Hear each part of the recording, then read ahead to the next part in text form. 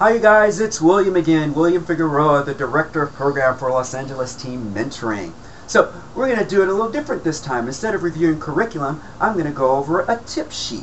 As I read your monthly mentor activity reports each and every month, I sometimes kind of look for those universal themes and try to see if there's any additional support that we can offer our mentors. And here's a theme that's been across the board, and that is during your sharing exercises, kids are kind of interrupting each other. So that's what we're going to go over today, a tip sheet to kind of handle that kind of behavior. So what does that behavior look like? What kind of shape does it usually take? We've got those kids who are excited to see you, and it's been a week, and they've got a lot to say, so they kind of might be, interrupting all the time. Or we might have one kid who actually dominates the conversation all the time, but again, it's just because they got a lot to say and they want everybody to really hear them. And then with those two behaviors playing out, sometimes our shy kids, and I love our little shy kids, I was one of those shy kids, they don't get a chance to share. So how do we balance and manage those three different behaviors, or those three dynamics that are going on, and have a healthy, fun discussion where everybody's heard and everyone gets a chance to share? So we're going to go over a tip sheet, as I said to you before. And remember though, a lot of times the kids act out in those kind of ways because they want attention. So remember, there's always a social purpose around that kind of behavior, and that is to get attention. So kind of keep it in the forefront of your mind.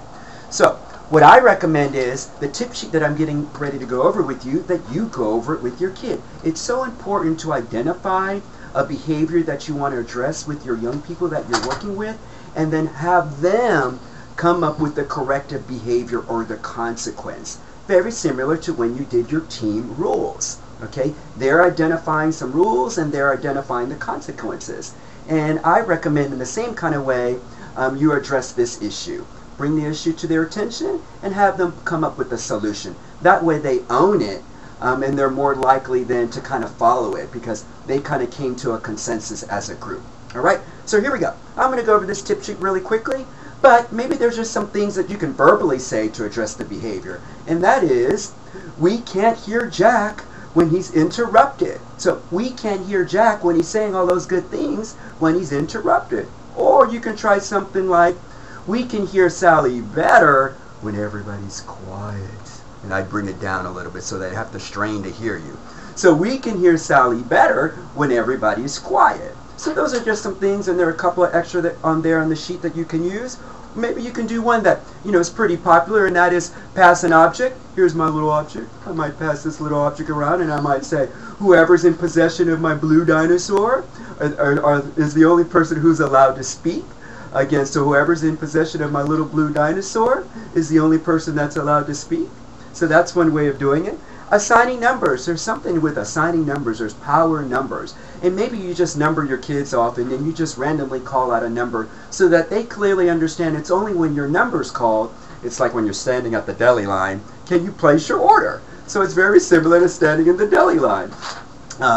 When you pull your number, that's the number that when your number gets called, that's when you get service. So kind of the same way. Give them numbers. The number that you call out is the young person who's allowed to speak. How about role playing? Role playing is one of my favorite.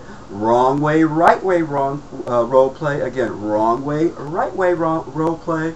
So maybe what you do is you have your kids identify some of that disruptive behavior and you ask them to act it out. The kids love to act out. They love pretending and make believe. So maybe have them first act out an example of some of that disruptive behavior, and then give them a minute then to kind of come up with a more positive way of handling that behavior. So you're really putting it in their hands.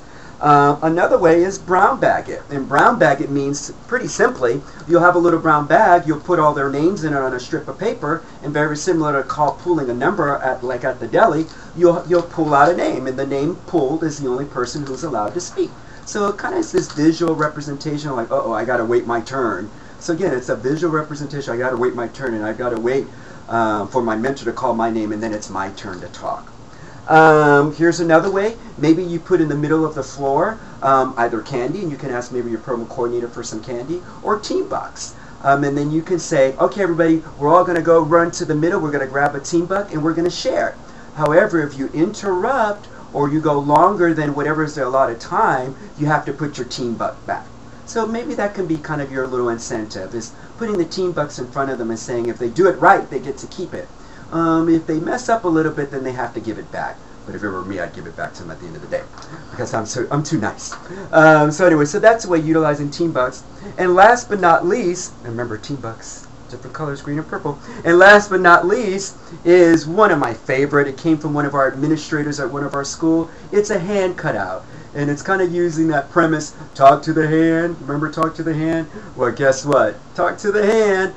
Very similar like passing the object. You'll have the kids hold the hand, and only the person holding the hand is allowed to talk. However, if someone interrupts, then they point their little hand towards the person who interrupts them. And again, kind of symbolic, talk to the hand. Hold up, wait a minute. I'm the one who's talking right now, and it's my turn. So again, those are some fun ways of handling difficult behavior without you being overly firm. Approach is key when working with kids. And keep this in mind again. I want our mentors always to kind of keep in mind, we're working with middle school kids ages 11 to 14. Maybe they're not comfortable or don't quite have the communication skills when we're sharing, and this might be a new experience for them. So instead of running your sessions with an iron fist, allow your kids sometimes just to be themselves. Allow them to be kids. And at the end of the day, what's so important, as I said to you before, all that kind of behavior is to get attention. And remember, if they're doing a lot of negative behavior and you're giving them attention, then they're going to continue to do that negative behavior. However, if you're acknowledging their positive behavior, then they're going to do more positive things to get your attention because now they know that's a great way of getting your attention. So that's it at the end of the day. I hope you guys found today's session helpful, handling difficult students during a sharing exercise.